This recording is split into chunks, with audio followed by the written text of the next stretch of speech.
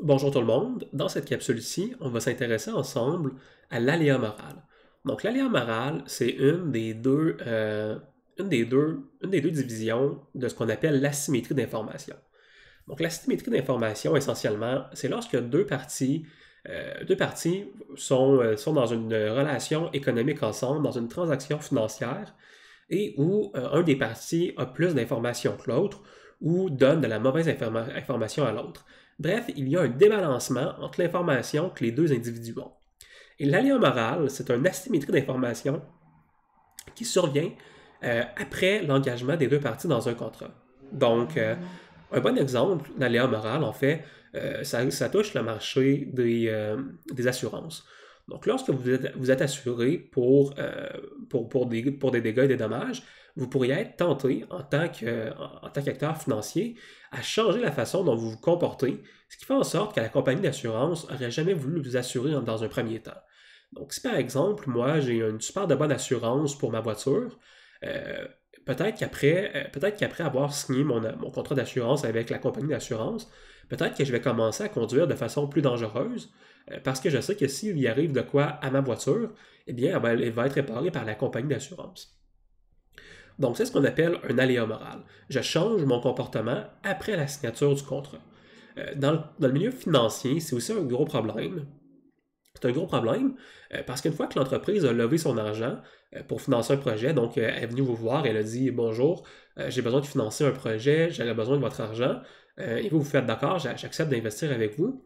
Qu'est-ce qui vous garantit vraiment que l'entreprise va décider de dépenser l'argent qu'elle vous a emprunté de façon honnête et équitable, comme dans les conditions pour lesquelles vous aviez décidé, vous, d'investir? Donc ça, c'est un problème financier qui est relativement important.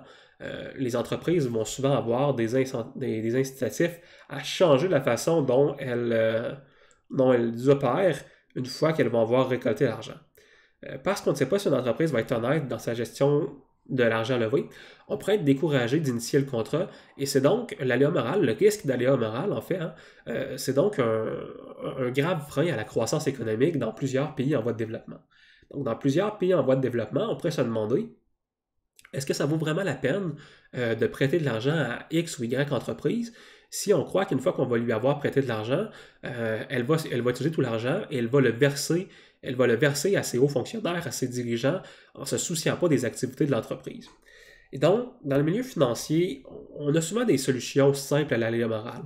Donc, d'un point de vue de croissance économique internationale, vous avez des organismes comme le Fonds monétaire international qui prêtent de l'argent aux pays en voie de développement, et ce, même s'ils sont très conscients du problème d'aléa moral. C'est très possible qu'un pays en voie de développement, une fois qu'elle recueille l'argent du contrat avec l'FMI, c'est très possible qu'elle dépense mal l'argent.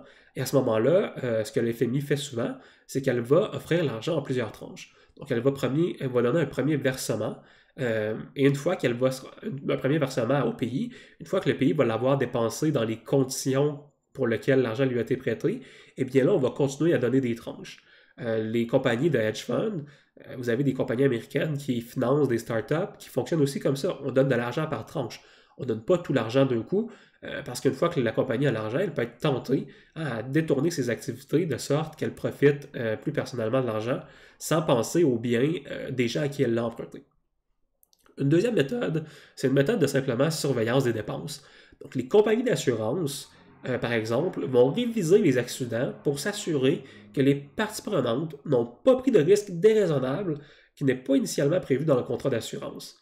Donc, qu'est-ce que ça veut dire, ça? Ça veut dire que si moi, par exemple, je prends une assurance sur ma pizzeria, donc j'ai une pizzeria, j'ai pris une assurance, si je vois que que ma pizzeria commence à moins bien aller, je ne peux pas juste mettre le feu à ma pizzeria et m'attendre à ce que la compagnie d'assurance me rembourse mon argent. La compagnie d'assurance peut faire une surveillance des dépenses, une surveillance de mes activités pour s'assurer que je n'ai pas pris part à des activités criminelles et donc de ne pas rembourser indûment ma pizzeria. Donc, ici, c'est un type d'exemple.